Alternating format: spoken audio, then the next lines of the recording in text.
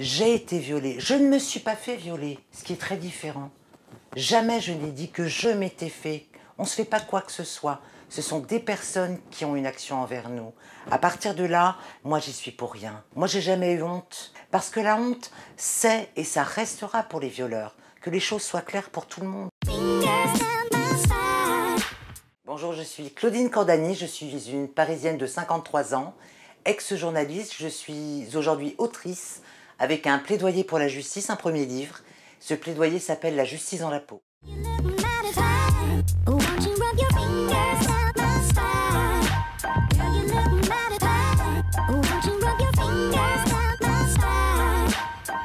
fait quelques années que j'y pense. J'ai d'ailleurs demandé, il y a à peu près une dizaine d'années, à mon avocat de récupérer le dossier dans ce but-là. C'est-à-dire que lui, à l'époque, m'avait conseillé, juste après le procès, d'écrire un livre. Il m'avait dit « Oh, tu devrais écrire un livre ». On se tutoyait à l'époque parce que voilà, on était jeunes, on avait peu de différence d'âge. Pour moi, c'était trop tôt, donc il faut du temps pour les choses. Moi, j'avais d'autres priorités. Et puis le temps passe, et puis on se dit c'est le moment, et puis un moment où on se dit puis on le fait. Donc c'était le moment pour l'écrire. Et avec cette montée de MeToo, j'ai vu, comme tout le monde, naître ce mouvement. On était 200 au premier rassemblement, et après c'était des vagues humaines immenses. Je me suis dit, mais c'est le moment dans la société de reparler de ça. Mon action de demander le huis clos, c'était avant-gardiste finalement pour l'époque. La société n'était pas prête. Elle ne l'est pas davantage aujourd'hui. Sauf qu'aujourd'hui, on ne lui laisse plus le choix. En fait, c'est ça qui a changé. C'est qu'elle n'est pas forcément plus apte aujourd'hui à entendre le discours qu'on veut lui faire entendre. Mais elle n'aura plus le choix. Et que tous les moyens sont bons pour faire entendre des injustices. Les circonstances, moi je vais juste rejoindre un groupe de copains, copines, dont mon amoureux de l'époque. Je sors du métro, le café où on avait un peu notre quartier général, où on se retrouvait toujours, était à 3 minutes à pied.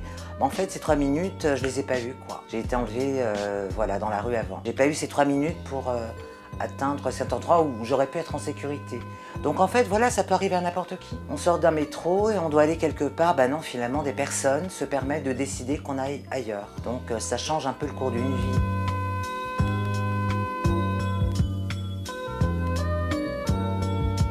En fait, je n'ai jamais eu à relever la tête parce que je ne l'ai jamais baissée. J'ai été violée. Je ne me suis pas fait violer, ce qui est très différent. Jamais je n'ai dit que je m'étais fait. On ne se fait pas quoi que ce soit. Ce sont des personnes qui ont une action envers nous. À partir de là, moi, j'y suis pour rien. Et ça, chacune victime peut le dire. Elles n'y sont pour rien. Ce sont des personnes qui ont décidé d'intervenir dans leur vie. À partir de là, moi, j'ai jamais eu honte. Moi, je demanderais aux victimes, j'espère, dans la mesure de leur possible, d'essayer de se débarrasser de ça. Parce que la honte, c'est et ça restera pour les violeurs. Que les choses soient claires pour tout le monde. Et en refusant le huis clos, c'était une façon de dire, mais bien sûr qu'on peut ouvrir les portes. Moi, personnellement, moi, j'ai rien à cacher, quoi. S'il y avait une personne qui n'avait rien à cacher ce jour-là, je parle des parties, c'est-à-dire civiles et adverses, c'était bien moi. Le huis clos, qu'est-ce qu'il aurait protégé? Il aurait protégé mes violeurs, finalement. Voilà. Je crois qu'il est temps de revoir les choses. Enfin, moi, c'est une question qu'on m'a posée régulièrement. Qui ça protège exactement un huis clos?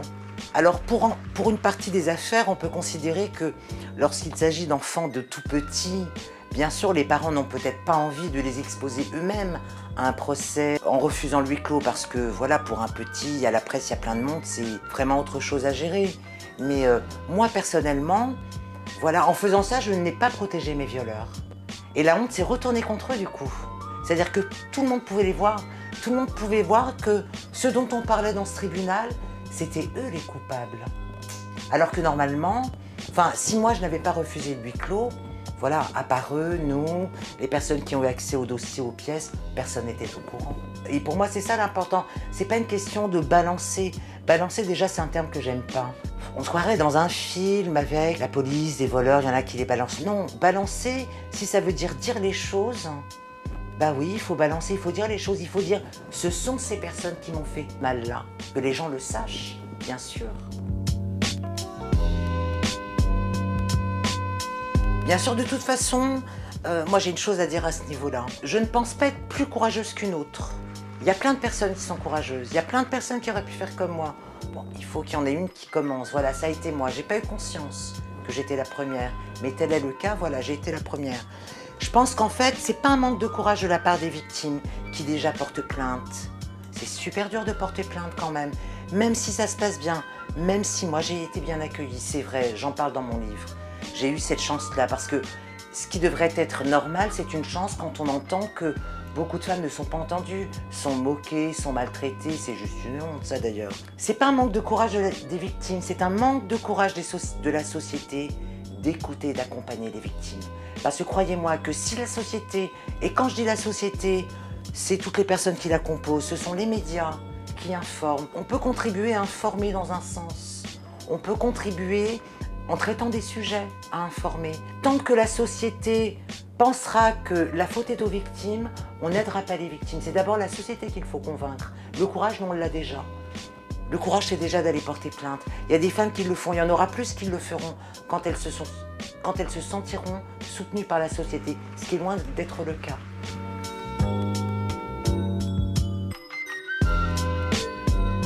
On assiste à une nouvelle vague de féminisme, bien sûr, avec MeToo. MeToo est revenu comme un boomerang et qu'est-ce qu'on apprend?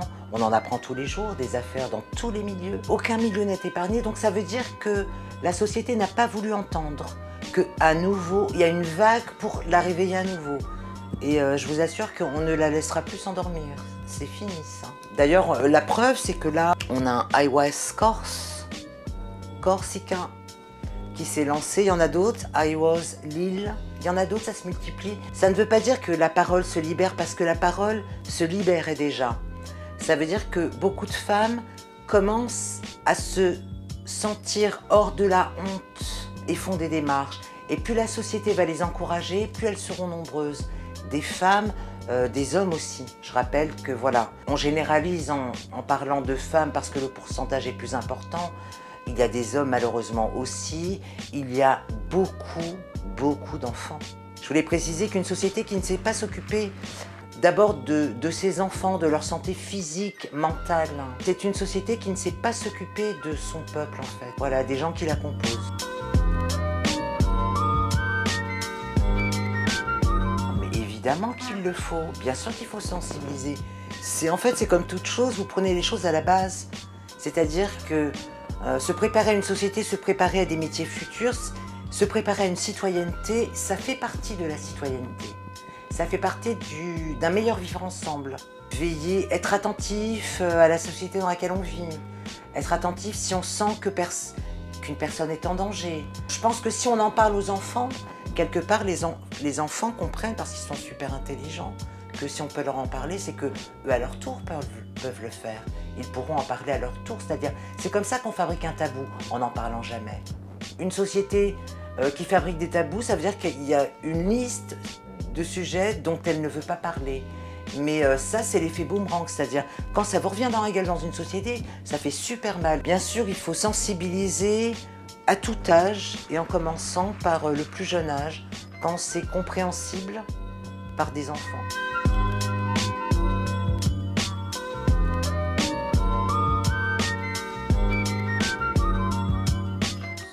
Oui, j'ai eu de la chance parce que il n'était pas évident que 36 ans après, je puisse vous en parler d'ailleurs comme ça. Cette nuit-là, j'ai vraiment failli y passer. C'est-à-dire qu'en plus du viol, j'ai failli me prendre une balle. Voilà, avant de partir, le meneur a eu un moment de flottement, un moment de doute et il a dit mais elle va nous balancer. Et moi, je la regardais en lui disant non, je ne vais pas vous balancer, de toute façon, je ne sais même pas qui vous êtes. Et alors, il a dû être persuadé qu'il ne risquait rien. Ils sont partis. Mais le flingue était là et ça s'est joué à... Je sais pas, j'ai dû le convaincre, je ne sais pas, voilà. Toujours est-il que, bah oui, j'ai survécu parce que c'est pas le lot de toutes les femmes qui sont violées. Il y a des femmes qui survivent pas, il y a des femmes qui survivent et qui sont dans un état effroyable. Il y a des femmes qui tombent dans la prostitution. Je parle pas des tentatives de suicide et des réussites malheureusement.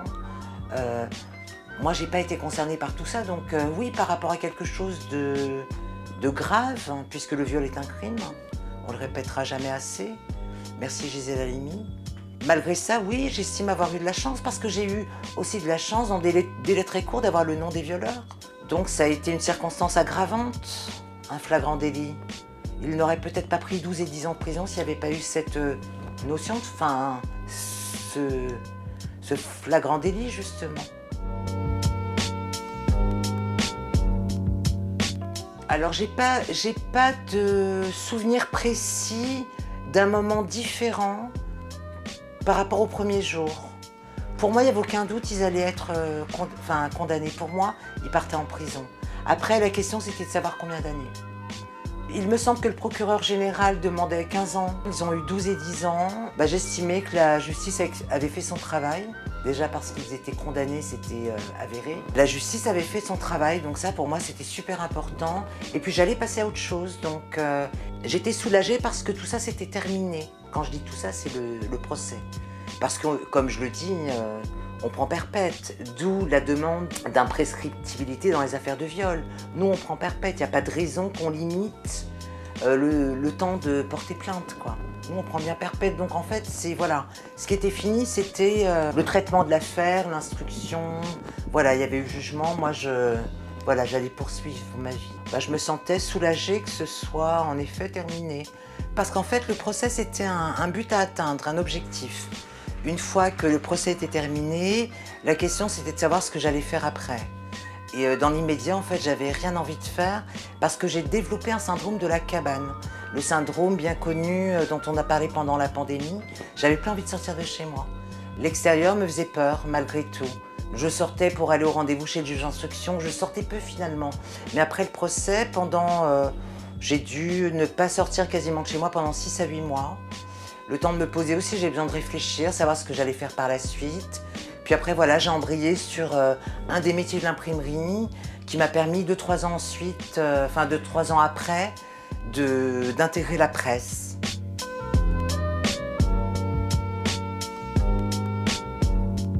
Les enfants sont au premier plan de toutes les atrocités. Ce sont les personnes les plus vulnérables. Leur faire croire que les pires ignominies sont des secrets, que ce sont des jeux. Il faut protéger les enfants. Il ne suffit pas de dire les femmes et les enfants d'abord quand il y a un naufrage sur un bateau. Concrètement, il faut que la société s'occupe des femmes et des enfants d'abord parce que les femmes, c'est la nature qui l'a voulu. Ce sont elles qui portent les enfants. Donc on respecte l'origine de la vie. Déjà, il n'y a pas à revenir là-dessus. Les enfants, ce sont les personnes les plus innocentes au monde. Voilà, donc on doit protéger les personnes les plus innocentes et celles qui ont le moins de défense possible. Donc une société se doit de protéger tout le monde, en particulier ces personnes-là, qui sont attaquées pour ce qu'elles sont. C'est vaste comme question. Mon livre en répond en partie. Moi, tout ce que j'ai à dire, c'est que la justice a prévu tout un arsenal. Il y a des lois. Il faut que ces lois soient appliquées. Déjà, la base, c'est la loi est appliquée. Les gens qui sont dans les commissariats doivent faire leur travail. Quand on est à un poste, on fait son boulot. On est payé pour ça. On ne demande pas l'avis aux gens. On ne demande pas à un inspecteur de police d'avoir un avis sur un viol. Ces personnes sont là pour faire leur travail. Moi, j'en connais de bienveillantes et je connais aussi l'inverse. Mais elles sont là pour faire leur travail. Les personnes qui ne font pas leur travail, dans le privé, on ne leur donne pas de jour, hein, c'est dehors. Voilà, l'efficacité, c'est aussi parce qu'il y a des choses prévues pour que ces choses se passent normalement, déjà, qu'on prenne les plaintes et qu'on accueille correctement les victimes. C'est la moindre des choses pour une société, d'accueillir correctement les victimes d'une société qu'elle a aussi participé à construire. La société, avec la culture du viol et l'impunité, a participé à ce résultat-là. Ce quinquennat macroniste perd beaucoup de temps à organiser un Grenelle, tout un tas de choses, des numéros verts, de toutes les couleurs. Concrètement, il ne se passe rien, quoi. Et c'est même l'inverse, puisqu'il ose nommer une personne comme Gérald Darmanin, qui est lui-même accusé de viol. J'ai même plus envie de faire un commentaire après cette phrase.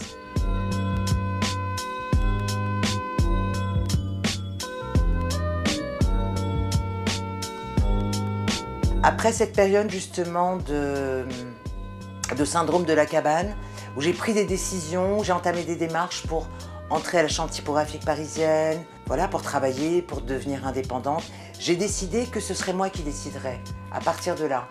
C'est-à-dire que j'allais tout faire pour faire ce que moi j'avais envie de faire. On m'avait imposé pendant quelques heures des choses que je n'avais pas décidées. Et voilà, j'ai pris cette décision qui m'a fait prendre toutes les autres finalement. C'est-à-dire que voilà, je suis rentrée à la Champ-Petit-Pot. Moi, quand j'ai été interviewée au Palais de Justice et que j'ai rencontré le métier de journaliste, je me suis dit, mais c'est ça que je veux faire. Parce que j'ai découvert un métier formidable et des personnes qui l'incarnaient, qui étaient là où il se passait des choses et qui allaient le dire aux autres. Et j'ai trouvé ça formidable. Donc je me suis dit, moi je veux devenir journaliste. J'avais pas le bac, je l'ai toujours pas d'ailleurs, mais je suis devenue journaliste. J'ai décidé d'avoir la vie que je voulais avoir en fait. Je suis devenue journaliste, j'ai décidé que je voulais voyager, j'ai voyagé, que je voulais m'acheter, enfin en tout cas lire plein de livres. Là, je les ai lus. Voilà. Alors moi c'est l'écriture déjà, c'est déjà la lecture. La lecture m'a beaucoup aidée, j'ai toujours énormément lu et grâce au livre j'ai découvert d'autres mondes, d'autres pays, d'autres fonctionnements, d'autres univers. J'ai découvert plein de mondes parallèles. Moi j'ai toujours eu besoin de créer d'autres mondes ou d'en faire partie. Moi qu'est-ce que je peux souhaiter? C'est plutôt ça, ce conseil, qui je suis pour en donner déjà. En tout cas ce qui moi m'a fait du bien, c'est justement ce qui moi me fait du bien. J'ai cherché des solutions par rapport aux choses que moi j'aime, c'est-à-dire la lecture, ensuite l'écriture, alors au travers de mon métier, mais pas que, parce que mon métier c'était aussi coordinatrice au sein de rédaction, donc je ne faisais pas qu'écrire, des fois je réécrivais, enfin j'organisais plein de choses, mais j'ai toujours écrit en parallèle pour moi, et puis là ce premier livre, en fait je me suis tournée vers les choses qui m'épanouissaient et qui étaient positives, c'est-à-dire avec un résultat visible. D'où aussi le besoin et l'idée de faire des collages. J'avais besoin de fabriquer, j'avais vécu quelque chose de tellement moche, j'ai toujours cette envie de fabriquer quelque chose de plus beau. Je donnerais plutôt comme conseil d'essayer de savoir ce qui en ces personnes résonne le mieux. Voilà, quelles sont les activités qui leur font du bien. À partir de là, qu'elles puissent les développer, voir ce que ça donne. Je ne peux pas trouver meilleur conseil parce qu'il n'y a pas de recette. Chaque personne c'est ce qui lui convient ou pas. Donc d'aller dans des directions de choses comme ça qui font du bien, qui permettent de s'épanouir, de savoir davantage qui on est, d'être soi-même en fait. Et là je fais un aparté, c'est des fois on me dit oh tu parles souvent à la première personne. Bah déjà oui, je suis un peu la première personne de moi-même, donc oui. Et en plus c'est une façon de s'affirmer. C'est-à-dire on a été anéanti à un moment, le fait de dire je fais des choses et je les fais, ça nous apporte énormément, moi je trouve. En tant que victime, moi j'ai senti que ça m'apportait beaucoup. Ça participe à redorer son blason. Oui, ok, j'ai vécu un truc super dur, d'accord. J'ai quand même fait le métier que je voulais faire. J'ai essayé de fabriquer des belles choses, j'ai essayé de fabriquer du beau pour construire des choses dans ma vie. Et pour moi, c'est ça la résilience. Les nénuphars, voilà, ça pousse dans les marécages, dans la boue, mais ça fait des fleurs magnifiques. Donc la résilience, c'est un peu à cette image-là. On peut avoir vécu bien sûr des choses hyper dures et arriver à dépasser ça pour se reconstruire et après se construire. Ou en même temps chacun, il n'y a pas de recette. Alors en fait, moi j'adore faire des collages et j'ai découvert ça après être sortie de la chambre typographique. Parce qu'à la chambre typographique, on pouvait apprendre plusieurs métiers. Et j'ai découvert la maquette, l'art de monter une page pour donner envie de lire. Donc la maquette, c'est de la typographie, c'est du visuel, c'est des photos, des illustrations. Et puis, ça m'a tellement plu que ça m'a donné envie de composer moi-même des choses. Mais voilà, c'est une façon dont, tout à l'heure, je parlais de faire des choses qui nous font du bien. Moi, ça me détend. Je me concentre, voilà, je réfléchis à des thématiques. Je me laisse porter aussi par mes émotions, car ce sont des couleurs, des formes, des assemblages. Donc je suis mes envies du moment. Ça me fait un bien fou. Et puis ça me fait plaisir de voir que je fais des choses qui plaisent, déjà qui me plaisent à moi. Et qui ont du sens parce que c'est pas simple. Enfin, je veux dire, c'est pas coller 2-3 objets. Je mets plein de choses dans mes collages. Il y a des choses qu'on trouve souvent, c'est engagé, c'est féministe, hein. Pas féminin, mais féministe. Là, dans ce collage, par exemple, il y a une vue de haut d'un bateau de migrants en pleine mer, où voilà, les gens sont assis sur le bord des grandes bouées. Et en dessous, j'ai découpé un autre mot ailleurs, welcome. Ça, c'est ma vision des migrants. C'est bien sûr qu'il faut accueillir les gens qui risquent de mourir, mais qui sommes-nous pour laisser les gens mourir? Les collages, c'est aussi mes espoirs par rapport à un monde meilleur. C'est une société qui est capable de s'organiser pour pour faire en sorte que de moins en moins des gens meurent de faim, que de moins en moins des gens doivent quitter l'endroit où ils sont nés, où ils ont des attaches, des parents, des grands-parents, les lieux qu'ils aiment, quoi.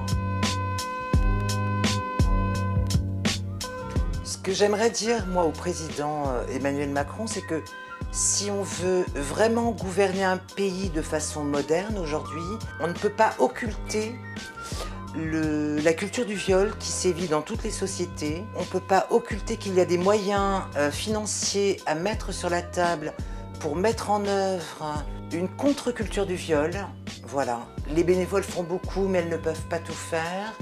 Et pour moi, un gouvernement digne de ce nom, c'est-à-dire avec un G majuscule, c'est quelqu'un qui s'occupe de la sécurité des gens en priorité. Donc en priorité, je pense aux enfants et aux femmes, à toutes les victimes de viol. Si la culture du viol a pu être organisée, elle peut être désorganisée. C'est-à-dire si beaucoup de choses ont été faites pour entretenir la culture du viol et pour contrôler ou organiser l'impunité, ça veut dire que l'inverse est vrai aussi.